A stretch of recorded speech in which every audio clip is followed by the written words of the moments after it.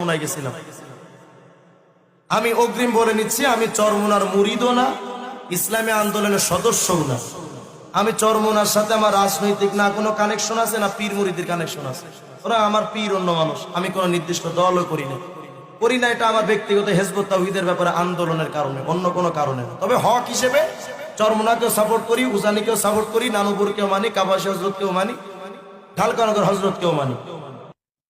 চরমোনা একবার গেছি আমি, গত 2 বছর আগে, এক মাহফিল রেজাউল করিম সাহেব পীর সাহেবের সামনে আমাকে আর খাস কামরায় নেওয়া হয়েছে। গেলাম দেখা করতে, গিয়া দেখি যে 2-3 জন মুরিদ তারা আসছেন কোত্থেকে, এসে দেখা করবেন পীর সাহেব হুজুরের সাথে। হুজুরের সামনে গিয়ে বলতেছে, হুজুর একটু দোয়া করে, মাথাটা এভাবে নোয়াই দিছে। আমি নিজে রাআইতু বিআইনাই, আমি নিজে 2 চোখে দেখেছি। হুজুর ওই সময় তার কপালে ধাক্কা দিয়ে বললেন, এই বেটা, আমার সামনে মাথা নত করিস কেন? নত তো হবে আল্লাহর সামনে। তারাই তো পীর।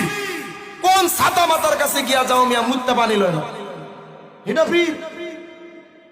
গাঞ্জা খায় এটাও পীর, ল্যাংটা এটাও পীর।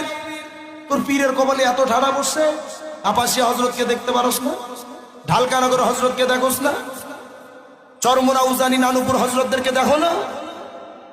ভণ্ডদের কাছে যাওয়া লাগে মিয়া।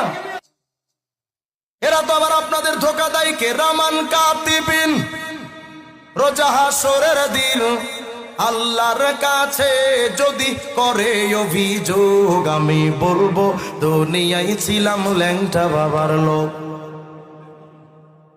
এ কথা বলে উপায় থাকবে? দুনিয়াতে তো কাপড় নাই, কিয়ামতে তো চামড়াই থাকবে না। কথা কয় না? এই জন্য আমি মনে মনে ভাবলাম, অপরাধ যেভাবে প্রতিবাদ সেভাবে। আমু একটা গান বানাইছি, কই কবি সাহেব তো বৈশা রয়েছেন, আমার ভুল হলে ধরে দিয়ে আমি একটা বানাইছি।